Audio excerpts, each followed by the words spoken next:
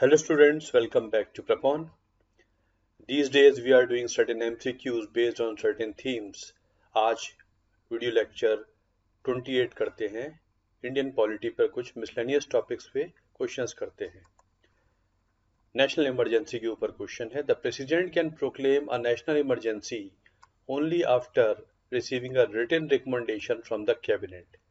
राष्ट्रपति national emergency तभी जारी कर सकते हैं जब भारत की कैबिनेट उनको लिखित तौर पे दे देगी कि हालात ऐसे हैं कि आप इमरजेंसी लगाइए। दूसरा statement, the proclamation of emergency must be approved by both the houses of parliament within 2 months from the date of its issue. और जिस दिन राष्ट्रपति इमरजेंसी जारी कर देंगे उसके 2 महीने के अंदर लोकसभा राज्यसभा से इसका पास होना जरूरी है, 2 महीने के अंदर। तीसरा statement, the president can declare a national emergency when the security of India is threatened bye war, external aggression और आर्म्ड रिबेलियन। तो देखिए पहला स्टेटमेंट बिल्कुल सही है। पहला स्टेटमेंट 44th अमेंडमेंट एक्ट के बाद सही हो गया। उससे पहले रिटन रिकमेंडेशन नहीं चाहिए थी, लेकिन जब नेशनल इमरजेंसी लगी 1975 में बाय इंदिरा गांधी, उसके बाद संविधान में चेंज हुआ 44th अमेंडमेंट में, फिर आर्टिकल 352 में वर्ड कैबिनेट डाला गया। ये पहली बार था जब वर्ड कैबिनेट संविधान में डाला गया और कैबिनेट को डिफाइन भी किया गया कि कैबिनेट होती क्या। अदरवाइज पूरे कॉन्स्टिट्यूशन में कैबिनेट वर्ड कहीं नहीं था। तो वहां लिखा गया कि राष्ट्रपति उसी आदेश को मानेंगे जो उनको कैबिनेट ने लिखित तौर पे दिया हो कि ऐसे हालात है तो आप इमरजेंसी का ऑर्डर साइन कर दीजिए। तो पहला सही है। दूसरा इसलिए गलत है कि ये जो प्रोक्लेमेशन का अप्रूवल लोकसभा राज्यसभा से 1 महीने में होना चाहिए, 2 महीने में नहीं, इसलिए दूसरा गलत है। और ये तीनों ही ग्राउंड हैं इमरजेंसी लगाने के, वॉर हो जाए, एक्सटर्नल एग्रेशन हो जाए या देश में आर्म्ड रिबेलियन हो जाए। तो इसमें पहला तीसरा करेक्ट है, दूसरा करेक्ट नहीं है। B is the answer.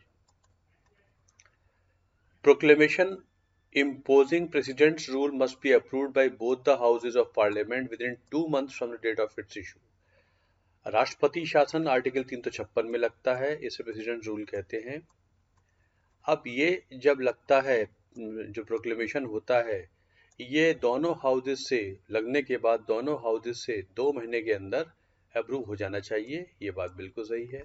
राष्ट्रपति शासन can continue for 1 year if approved by both the houses. एक बार में 6 महीने लगता है, उसके बाद 6 महीने और बढ़ जाता है। तो सीधे पहली बार में ही 1 साल नहीं लग जाता है, दूसरा गलत हो जाता है। और तीसरा है president rule is subjected to judicial review, बिल्कुल सही है। 356 में राष्ट्रपति शासन, अगर लेटेस्ट आपको याद हो, 2016 में उत्तराखंड में लगा था, अरुणाचल प्रदेश में लगा था, उसका जुडिशियल रिव्यू हुआ कि वो हालात एग्जिस्ट नहीं करते थे जिसके आधार पर लगा दिया गया, और वो आदेश वापस लेना पड़ा था 2016 में। तो जुडिशियल रिव्यू इस पे हो सकता है, सुप्रीम कोर्ट उस ऑर्डर को रिव्यू कर सकता है कि ये वाकई में वहां पर संवैधानिक तौर पे हालात खराब थे या जबरदस्ती लगा दिया गया। तो पहला और तीसरा करेक्ट है, दूसरा करेक्ट नहीं है। Which of the following functions are performed by election commission? Election commission से संबंधित एक और क्वेश्चन, वैसे इलेक्शन हम कर चुके हैं। To act as a court for settling disputes related to granting of recognition to political parties। अगर पॉलिटिकल पार्टीज में रिकॉग्निशन को लेके कोई डिस्प्यूट्स है तो उसमें एक ये क्वाशी जुडिशियल बॉडी के तौर पे काम करता है, आपको पता है। चाहे वो शिवसेना वाला डिस्प्यूट हो या फिर एनसीपी वाला डिस्प्यूट है या अदरवाइज कोई डिस्प्यूट हो, तो ये फाइनली कोर्ट के तौर पे काम करता है, बिल्कुल सही है। To advise the president on matters related to disqualifications of members of parliament, बिल्कुल सही है। 102 में क्लॉज 1 में कुछ ग्राउंड्स मेंशन्ड हैं, उस पे यदि कोई व्यक्ति डिस्क्वालीफाई होता है तो राष्ट्रपति के आदेश से होगा, लेकिन एडवाइस इलेक्शन कमीशन देगा, तो ये दूसरा भी सही हो जाता है। ये छोटे छोटे पॉइंट्स है, यूजुअली लोग इग्नोर कर देते हैं। To advise the president on to cancel polls in event of rigging, booth capturing and other irregularities, ये गलत है। यहाँ पर पोल्स को, इलेक्शन को कैंसिल करना, अगर रिगिंग हो गई है, बूथ कैप्चरिंग हुई है, कुछ और गलत काम हुआ है, तो प्रेसिडेंट नहीं चाहिए होते। इलेक्शन कमीशन के पास खुद ही पावर पूरी है, वो इलेक्शन को, पोल को कैंसिल कर दे। तीसरा गलत हो जाता है। और पूरी इलेक्शन मशीनरी को सुपरवाइज तो करता ही है, तो चौथा सही है। तो पहला सही है, दूसरा सही है और चौथा सही है, तीसरा सही नहीं है। A is the answer. With reference to tribunals in India, tribunals are part of integrated judicial system in India, गलत है। इंटीग्रेटेड जुडिशियल सिस्टम का पार्ट होते हैं SC, high court and district courts. Tribunals जो है वो इंटीग्रेटेड जुडिशियल सिस्टम का part नहीं होते हैं, ठीक है, तो पहला गलत हो जाता है। Tribunals do not cover the employees of PSUs, ये गलत है। सेंट्रल एडमिनिस्ट्रेटिव ट्रिब्यूनल्स वगैरह होते हैं, वो पीएसयूज वगैरह के भी एम्प्लॉयज को कवर करते हैं, तो ये भी गलत हो जाता है। Armed forces tribunal is established by ministry of defence, ये गलत हो जाता है। Armed forces tribunal act parliament ने पास किया, बाकायदा पार्लियामेंट ने कानून पास किया, उसके तहत ये बनाया जाता है। ये डिफेंस मिनिस्ट्री एकदम नहीं बना देती है, ये एक समझ लीजिए आर्म्ड फोर्सेस ट्रिब्यूनल एक स्टैट्यूटरी बॉडी है, इसके लिए कानून पास हुआ है पार्लियामेंट द्वारा, उसके तहत ये बनाई गई है, तो ये भी तीसरा भी गलत हो जाता है, तो तीनों ही गलत हैं। When constitutional amendment bill is duly passed by both the houses of parliament is presented before the president for his approval, then what? अगर आर्टिकल 368 में संविधान संशोधन विधेयक राष्ट्रपति के सामने भेजा गया है, लोकसभा राज्यसभा से बाकायदा पास हो गया है, तो राष्ट्रपति के पास क्या ऑप्शन है? वो इसको वापस भेज सकते हैं दोनों हाउसेस के रिकंसिडरेशन के लिए, उससे पहले कि अप्रूव करें।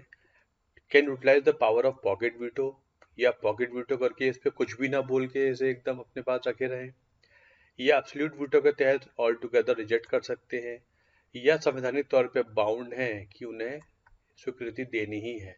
तो हमको पता है 368 में जो संविधान संशोधन विधेयक जाता है, लोकसभा राज्यसभा ने स्पेशल मेजोरिटी से पास कर दिया, तो राष्ट्रपति के पास इनमें से कोई ऑप्शन नहीं होता है, उनको तो साइन करना ही पड़ेगा।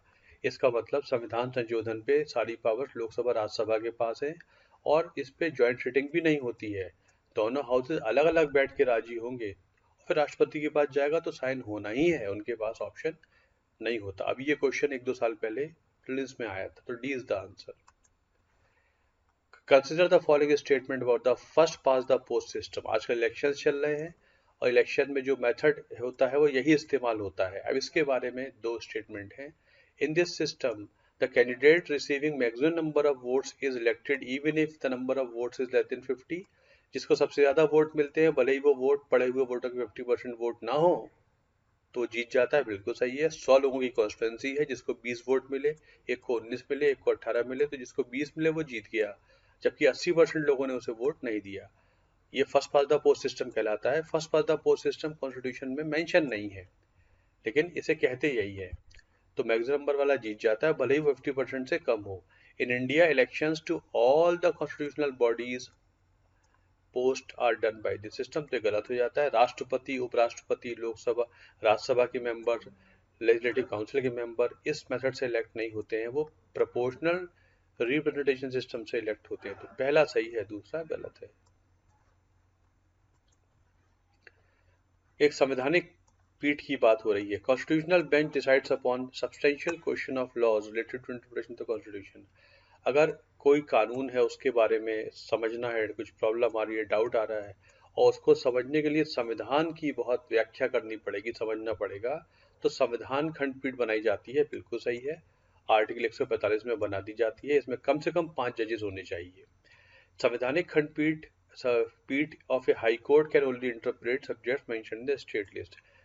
संविधान खंडपीठ सिर्फ सुप्रीम कोर्ट में बनती है, हाई कोर्ट में संविधान खंडपीठ नहीं बनती है। तो पहला सही है, दूसरा गलत है। जल्दबाजी में ऐसे केसेस ऐसे क्वेश्चन हम गलत कर देते हैं, ध्यान नहीं देते हैं, तो दूसरा गलत है। सुप्रीम कोर्ट, अब इंडियन जुडिशरी के बारे में बात हो रही है। Supreme Court rejecting a public interest litigation demanding the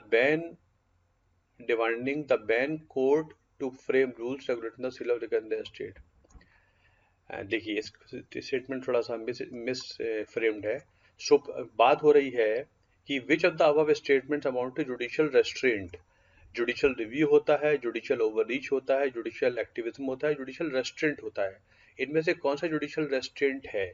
supreme court के पास पब्लिक इंटरेस्ट लिटिगेशन आया है, वो डिमांड कर रहा है कि कोर्ट रूल्स बनाए ताकि राज्य में शराब ना बेची जा सके, तो सुप्रीम कोर्ट ने रिजेक्ट कर दिया SPIL को। तो जुडिशियल रेस्ट्रेंट है।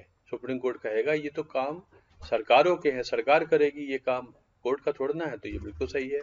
A high court framing rules for reforms in jails of the state. और अगर राज्य में जेल में रिफॉर्म लाने हैं, हाई कोर्ट उसके नियम बनाता है, तो ये जुडिशियल एक्टिविज्म है, ये जुडिशियल एक्टिविज्म है, ये जुडिशियल रेस्ट्रेंट नहीं है। तो पहला जुडिशियल रेस्ट्रेंट का पार्ट है। हाई कोर्ट अगर अच्छा करने के लिए रूल बना रहा है तो ये जुडिशियल रेस्ट्रेंट में नहीं आता है, हाई कोर्ट ने रूल बना दिए हैं। तो पहला सही है, दूसरा सही नहीं है। Is the answer. Finance commission के बारे में है, parliament under determines the qualification, selection procedure and tenure of its members. Article 280 में वित्त आयोग बनता है, उसके बारे में क्वेश्चन है। पार्लियामेंट इसके जो भी मेंबर चेयरमैन होते हैं उनकी क्वालिफिकेशन बताता है लॉ बनाकर, कैसे सिलेक्ट होंगे ये बताता है, और उनके टेन्योर क्या होगा ये बताता है। It provides guidelines for distribution of share of taxes among centre, state and PSUs. और फाइनेंस कमीशन बताता है कि राज्य और सेंटर और पीएसयूज के बीच में फंड्स कैसे डिस्ट्रीब्यूट किए जाएं। ये गलत है, पहला भी गलत है। अभी पहला गलत क्यों है मैं बताता हूँ। Each state has to constitute a state finance commission to allocate revenue to Panchayati Raj bodies. तीसरा सही है। पहला इसलिए गलत है कि पार्लियामेंट ने एक कानून बनाया हुआ है फाइनेंस कमीशन के बारे में, उसमें क्वालिफिकेशंस वगैरह ये सब तो बता रखा है, लेकिन टेन्योर नहीं बता रखा। टेन्योर के लिए राष्ट्रपति आदेश जारी करते हैं आर्टिकल 280 में। टेन्योर के लिए उसमें टेन्योर जो है उसमें मेंशन होता है, मतलब उसमें ये मेंशन होता है कि ये फाइनेंस कमीशन 16वां बना दिया गया है और अरविंद पानीगढ़िया इसके चेयरमैन हैं, ये इसके मेंबर हैं, और ये इतने दिन काम करेगा और जब अपना रिपोर्ट पेश कर देगा तो इसका टेन्योर खत्म हो जाएगा। तो वो राष्ट्रपति के आदेश में होता है, पार्लियामेंट्री लॉ में नहीं होता, इसलिए गलत है। बाकी ये दोनों इसमें मेंशन होते हैं और ये नहीं होता। जो फाइनेंस कमीशन है वो सेंट्रल स्टेट के बीच में टैक्सेस के बंटवारे की बात करता है, पीएसयू नहीं आते हैं इसमें। और पंचायती राज लॉ के तहत हर राज्य को स्टेट फाइनेंस कमीशन बनाना पड़ता है। तो इसमें पहला दूसरा सही नहीं है, not correct. First and second are not correct. Union territories के बारे में क्वेश्चन है। Union territories are not part of union of India under article 1 of the constitution. बिल्कुल सही है। यूटीज, ये जो आर्टिकल 1 में यूनियन ऑफ इंडिया फ्रेज है, इसमें यूटीज नहीं आते हैं, इसमें सिर्फ राज्य, सेंटर और स्टेट आते हैं। यूनियन टेरिटरीज यूनियन गवर्नमेंट का ही पार्ट होते हैं, वो इस यूनियन ऑफ इंडिया फ्रेज में नहीं आते हैं। तो पहला गलत है। UTs are not part of federal system of India. बिल्कुल सही है। फेडरल सिस्टम का मतलब है states enjoy distribution of powers with the union, UTs do not enjoy distribution of powers with the union। इसलिए UTs जो होते हैं वो फेडरल सिस्टम का पार्ट नहीं माने जाते हैं, इसलिए पहला सही है, UTs are not part of Union of India, and दूसरा तो दोनों ही सही हो जाते हैं। C is the answer. So these were certain questions. Video के माध्यम से नहीं करा पा रहा हूँ मैं आजकल, जल्दी हम वीडियो के माध्यम से करेंगे। इनको रिवाइज करिए, बहुत अच्छे क्वेश्चंस हैं, आपको बहुत इससे फायदा होगा। थैंक